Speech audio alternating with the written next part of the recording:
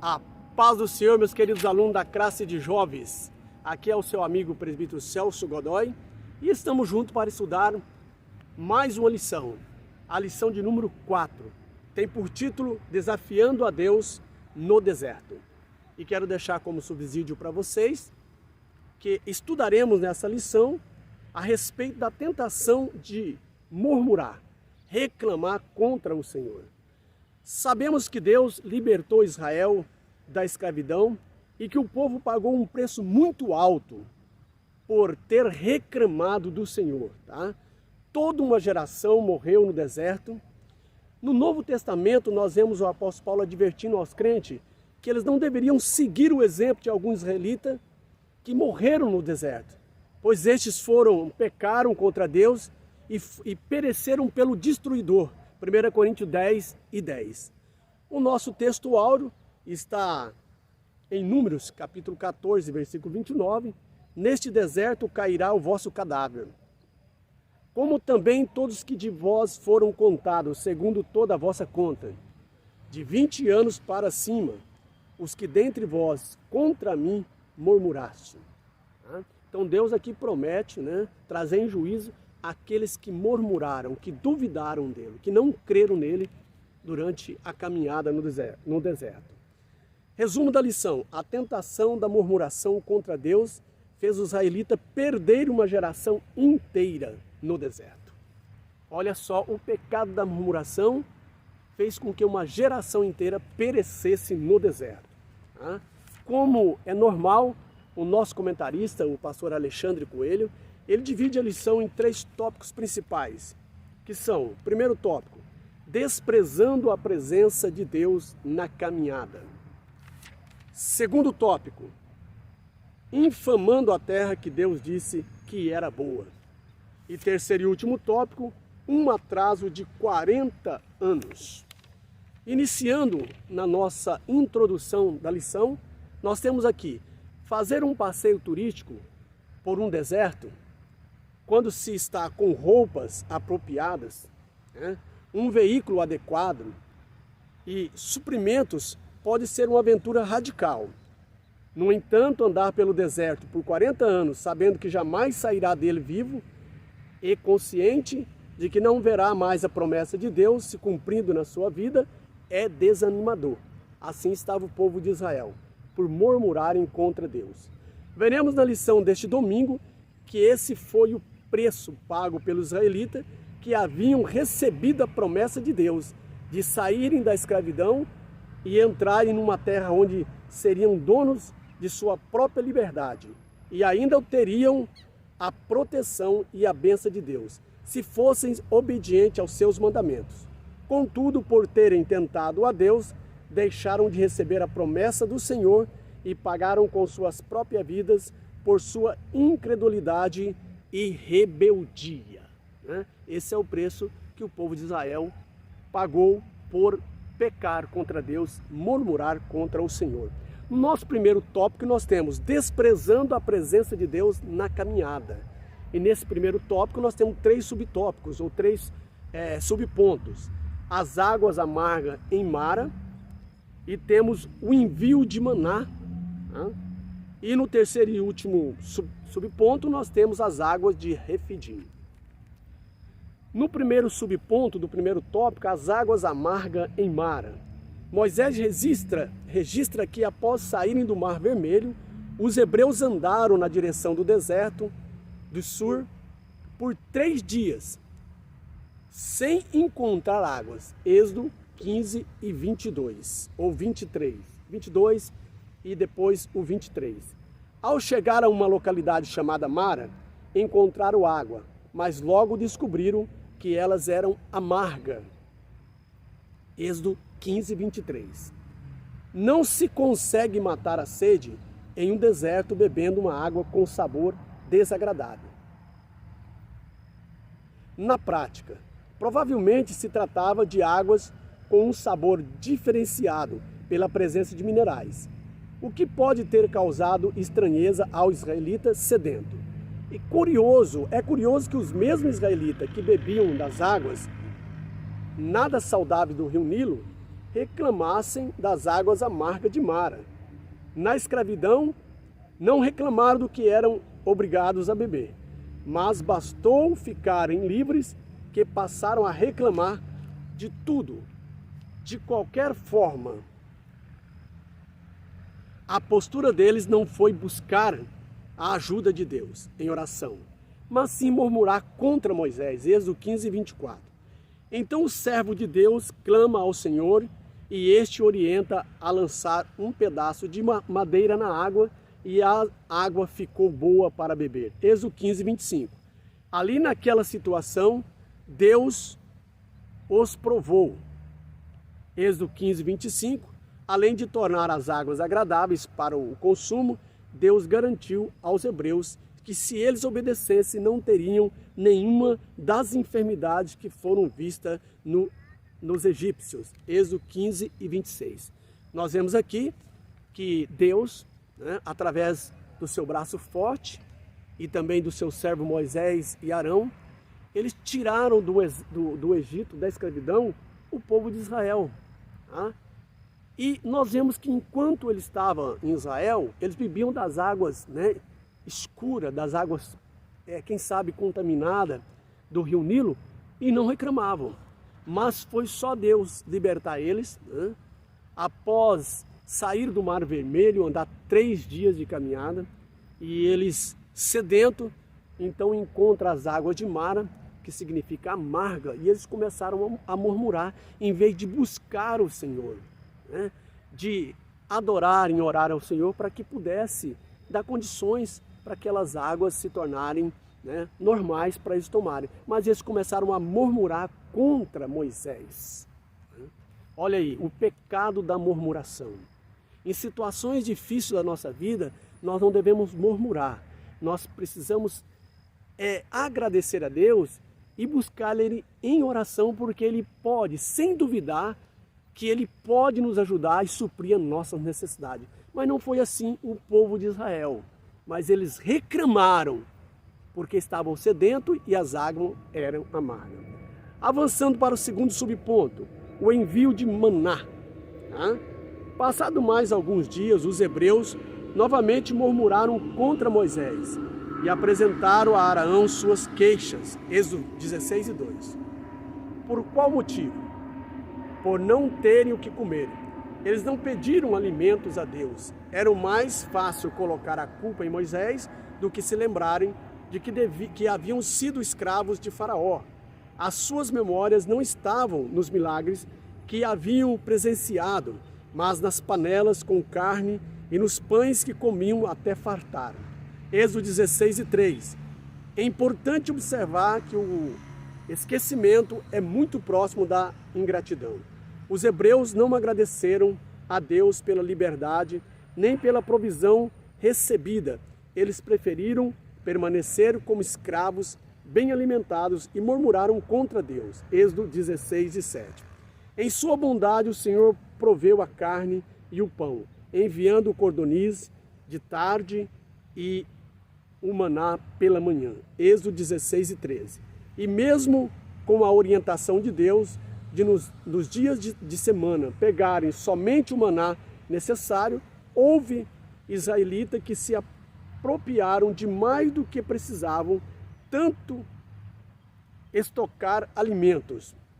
Tentando estocar alimentos, a desobediência lhes rendeu bichos e mau cheiro nos alimentos. A lição necessária para que confiasse no Senhor seria aprendida com bastante dificuldade. Nós vemos aqui que após eles murmurarem por falta de água, agora eles começam a murmurar por falta de alimento. Deus pondo em prova aquele povo, a fé deles, que eles deveriam ser um povo agradecido a Ele por libertar.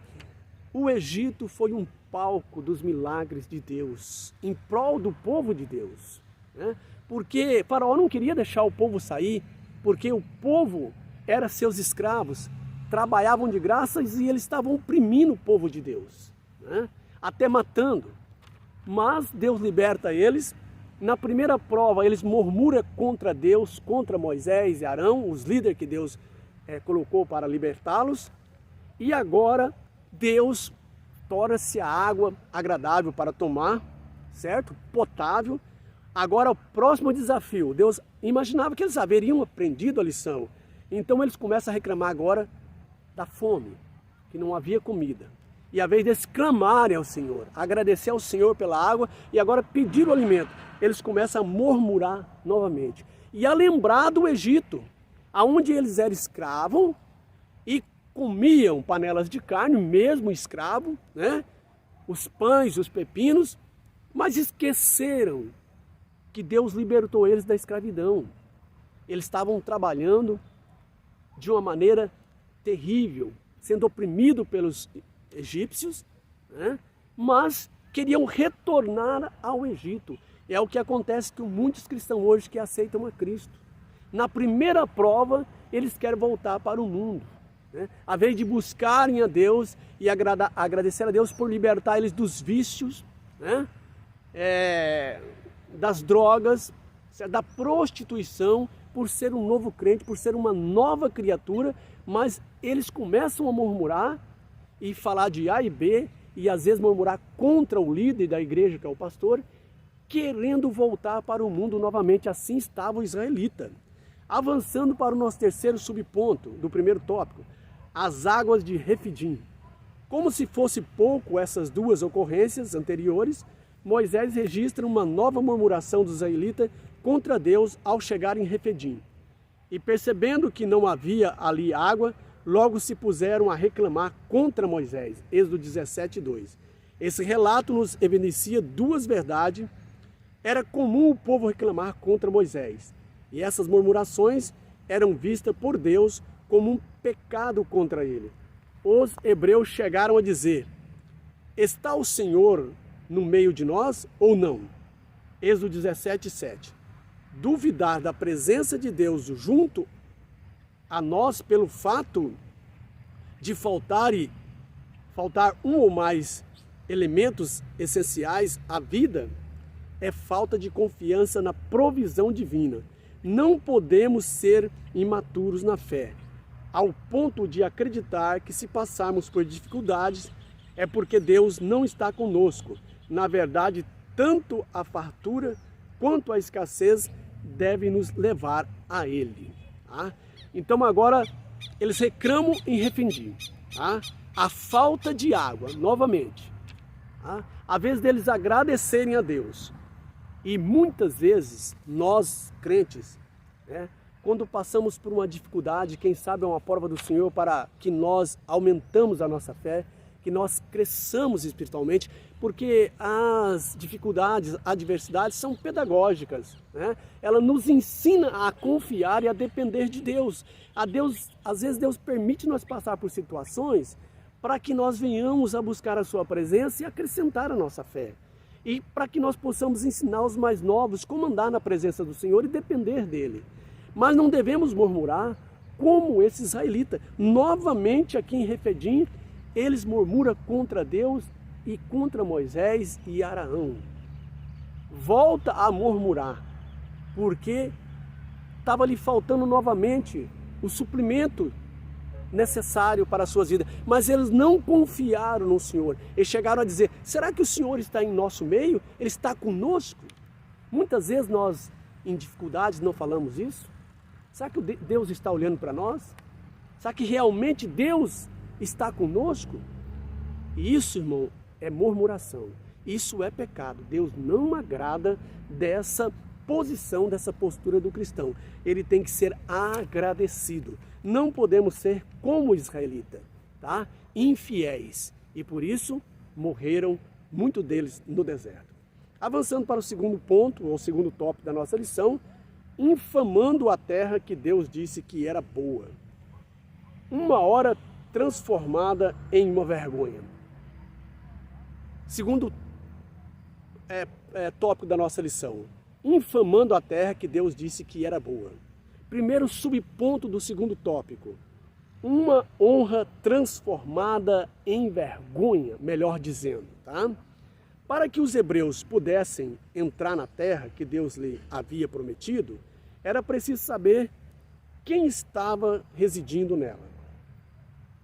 montando para que eles pudessem ser bem-sucedidos na conquista daquele território, o fato de Deus estar com eles não os isentava de serem precavidos e, acima de tudo, observadores.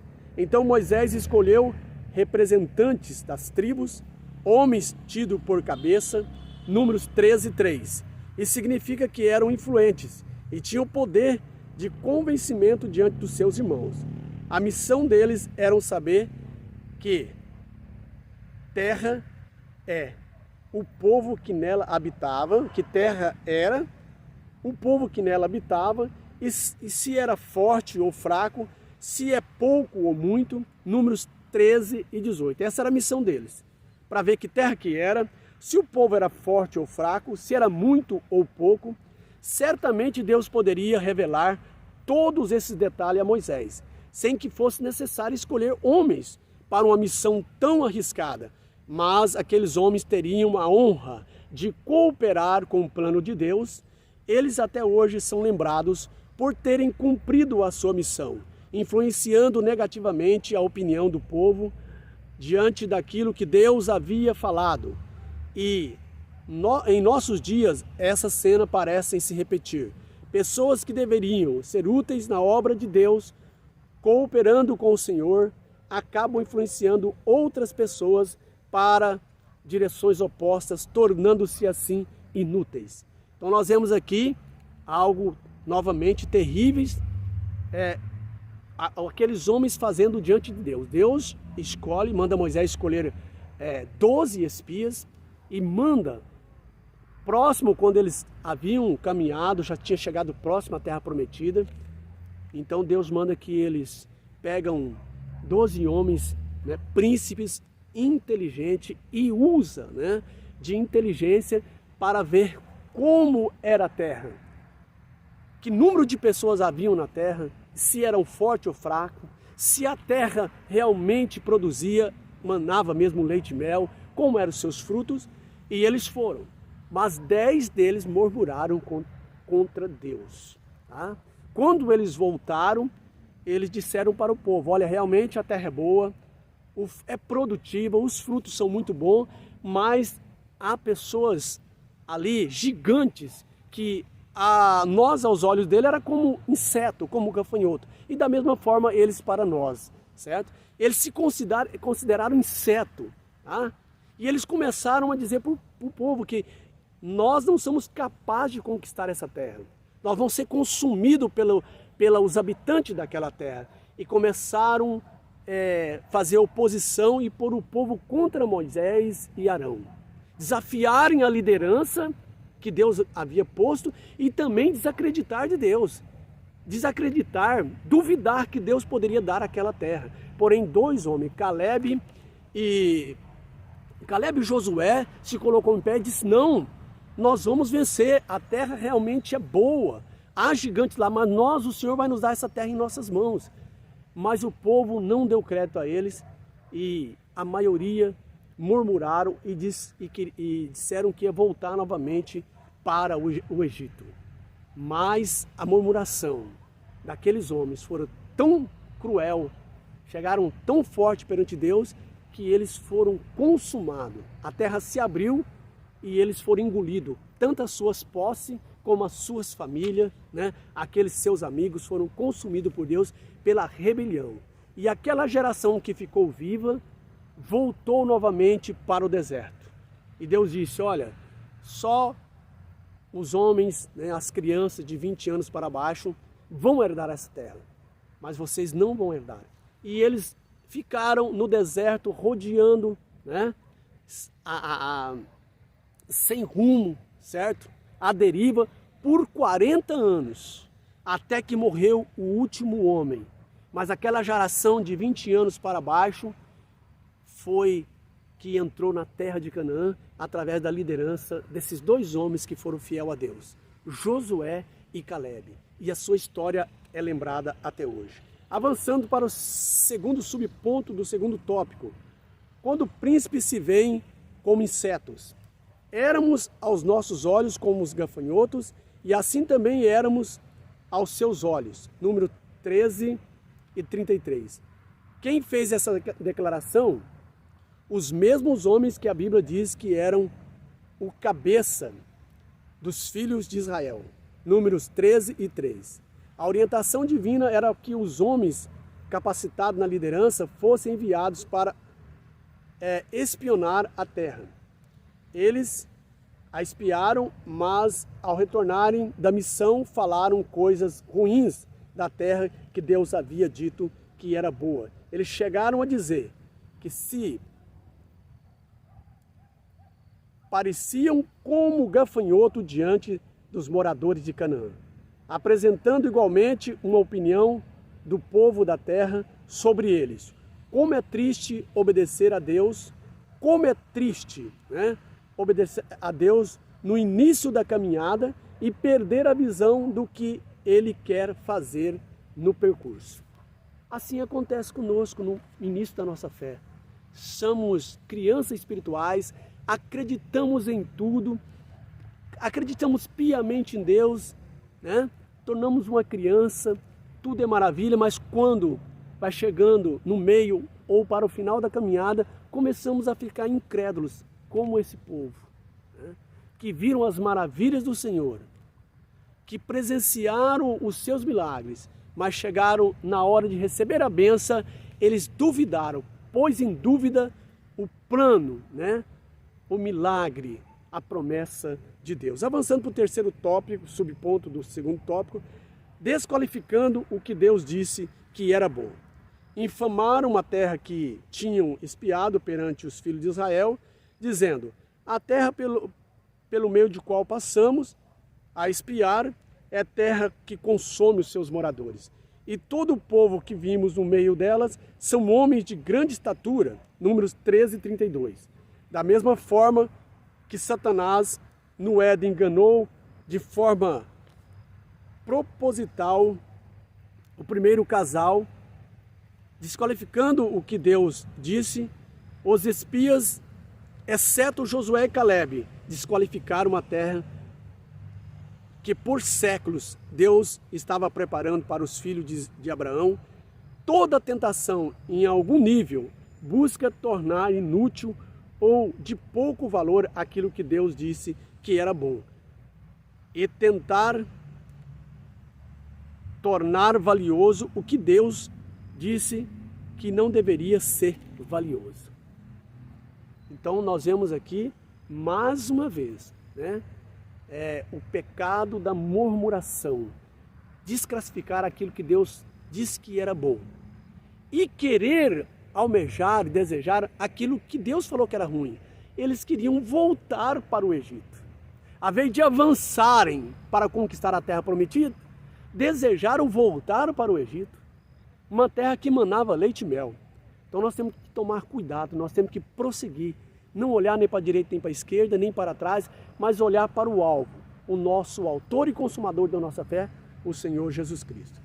Terceiro e último ponto, um atraso de 40 anos. Primeiro subponto, quando a promessa de Deus é mudada.